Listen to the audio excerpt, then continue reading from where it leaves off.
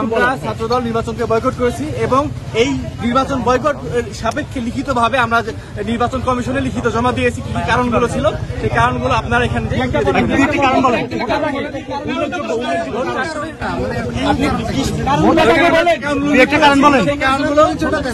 আমি সুলাইমান হোসেন জাতীয় ছাত্রদলের সাথে যুক্ত আছি। আমি একজন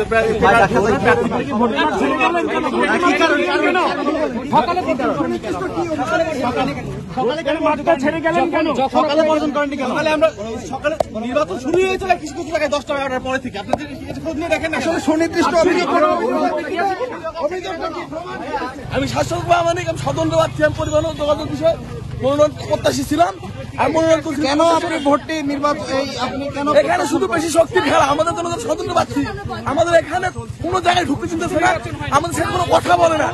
এখানে সব ফিক্সড, আগে থেকে সব ফিক্সড, আমাদের কোথাও দায়িত্ব দিচ্ছে না। এই নির্বাচন বয়কট, এই নির্বাচন আমি কোনোদিনই মানবো না, কোনোদিনই মানবো না। আমাদের সাথে প্রশাসন যা করছে সবচেয়ে খারাপ করছে।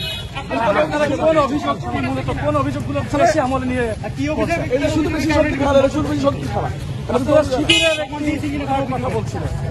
শুধু এখানে বেশি শক্তির খেলা। আমি কাউকে দোষ দিব না, সব সংগঠন তাই এখানে সব বড় বড় সংগঠন। আমরা তো স্বতন্ত্র দাঁড়াইছি, বলতেছি, প্রশাসনকে বলতেছি, মিডিয়াতে বলতেছি, আপনারা দেখবেন, আপনারা দেখলে বুঝবেন। সাধারণ শিক্ষার্থীদের মতের কোনো প্রতিফলনই ঘটবে না। আর যদি সাধারণ শিক্ষার্থীদের মতের প্রতিফলন না ঘটে, ভোট ইঞ্জিনিয়ারিং এর মাধ্যমে কোনো প্রার্থীকে সুযোগ দেওয়া হয়, কোনো প্রার্থীকে বিপিসি হিসেবে বের করার চেষ্টা করা হয়, সেই নির্বাচনে অবশ্যই জাতীয়তাবাদী ছাত্রদলের প্যানেল যুক্ত থাকতে পারে না, যুক্ত থাকবে না। আমরা যার জন্য এই অসঙ্গতিগুলো স্পষ্ট তুলে ধরে আমরা এই ভোটকে এখনই বর্জন করলাম। আপনারা কি এখন মূলত না এখন এই যে আমরা পেজ রিভিউ করেছি এখন আমরা বর্জন করছেন? হ্যাঁ, এটা আপনাদের পেজ রিভিউ ছিল না? না, আমি মাত্র আপনারা ওই যে কপি নিয়ে নেন, কপি